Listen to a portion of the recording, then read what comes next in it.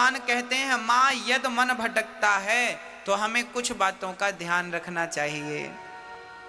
किन बातों का? बोले हमें मन क्यों भटकता है इस पे विचार करना चाहिए। अब मैं आपको बताता हूं मन क्यों भटकता है। आप बहुत ज्यादा देखते हैं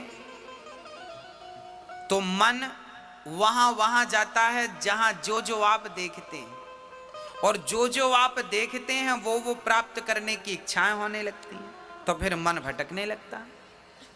दूसरी बात, आप बहुत ज्यादा सुनते हैं इसके बारे में उसके बारे में, ये बात वो बात, तो फिर वो बात आप अकेले हैं तो गूंजती रहती। आज फलाने ने ये कहा, आज फलाने ने ये कहा, आज ऐसा कहा, ऐसा हो जाता तो ऐसा कर लेते, ऐसा कर लेते तो ऐसा हो जाता। ये मन भटकने लगा। आपका मन जरूरत से ज्यादा भटकने लगता है, अधिक भटकता है आपका मन। अब मन को शांत कैसे करें? बोले मन को शांत करने के हम उपाय बता रहे हैं। मन को शांत करने के कुछ उपाय हैं। पहला उपाय, अधिक से अधिक भगवान की कथाएं सुनिए। मैया जी आप बताइए, अभी आपको यहां बैठे लगभग 1.5 घंटा हो गया। वैसे तो 1.5 घंटे हो गए, फिर भी हम 1 घंटा मान लें। आपको यहां बैठे लगभग 1 घंटे हो गए। अब आप बताओ, इस 1 घंटा में क्या आप में से किसी का भी मन भटका? आप अपनी बात करिए और प्रत्यक्ष बात करिए, सबूत के साथ बात करिए, प्रमाण के साथ बात करिए। आप यहां 1 घंटे से बैठे हैं, इस 1 घंटे में आप में से किसी का मन भटका? हाँ या ना? नहीं भटका? तो देखिए, ये बात, इस बात का सबूत है कि भगवान की कथा यदि हम नित्य सुनना शुरू करें तो मन का भटकाव धीरे धीरे समाप्त हो जाएगा। मन का भटकना मिटेगा तो भगवान की कथा से मिटेगा। ये पहली बात। अब प्रश्न दूसरा, अब कथाएं रोज रोज तो होंगी नहीं, तो फिर क्या करेंगे? बोले जब कथाएं हों तो कथाएं सुने, और जब कथाएं ना हों तो कीर्तन करें। बैठ जाएं घर में, मंदिर में, कहीं भी, और कीर्तन करें। श्री कृष्ण गोविंद हरे मुरारी, हे नाथ नारायण बा, श्रीमन नारायण नारायण नारायण। हाँ, कीर्तन करिए। श्रीमन नारायण नारायण नारायण, श्रीमन नारायण।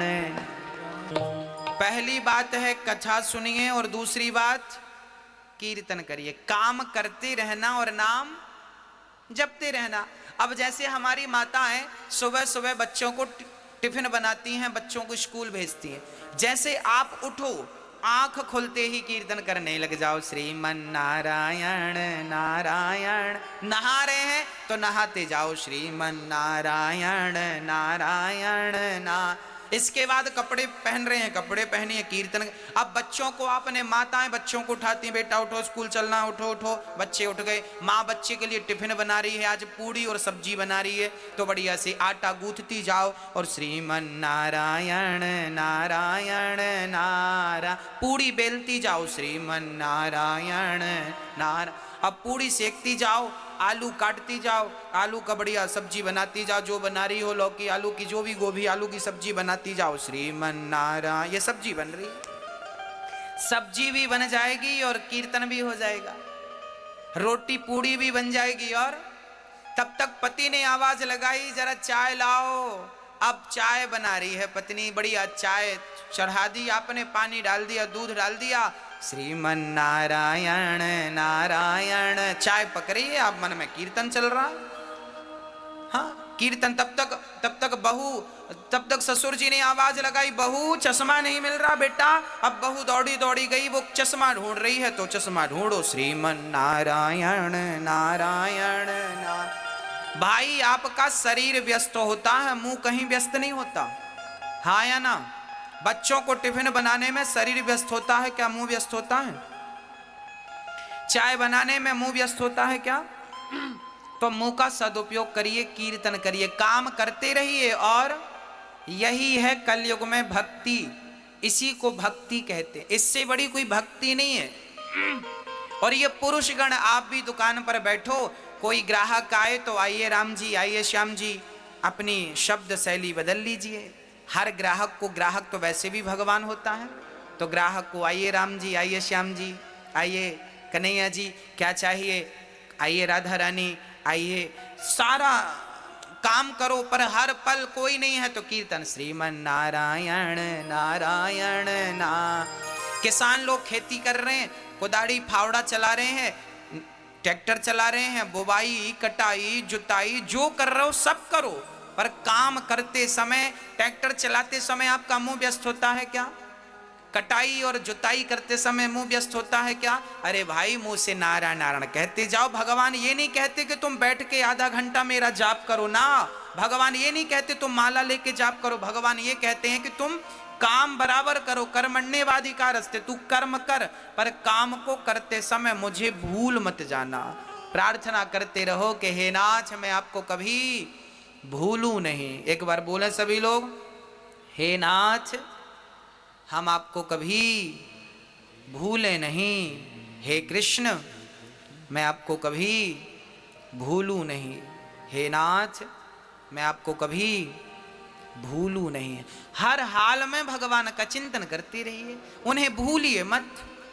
बस आदत बुरी सुधार लो, हो गया भजन। यही तो भजन है, अलग से कुछ करना नहीं है आपको। तो मन को वश में करने के हमने कितने उपाय बताए, बताइए आप। मैया जी, ओ मैया, ओ मेरी माँ, कितने उपाय बताए हमने, बताओ। मन को वश में करने के कितने उपाय बताए, कौन कौन से? मैया आप बताओ कौन कौन से उपाय बताए। मैया आप बताओ, आप आगे बैठियो, सबसे आगे आप बताइए कौन कौन से उपाय बताए। हाँ आप ही बताइए। पहला उपाय क्या था? नहीं सुना आपने? नहीं सुना? नहीं सुना आपने? कौन सा बताइए। मैया आप बताइए, आप चश्मा लगाए बैठी हैं, दूसरा उपाय बताइए, बताइए क्या बताया हमने? दूसरा क्या उपाय बताया मन को वश में करने का? हाँ लो, तुरंत का तुरंत याद नहीं है, घर जाके पता नहीं क्या याद रहेगा। इसलिए कहते हैं बात को जरा ध्यान से सुनिए, मन को पूर्ण रूप से लगाइए, है ना।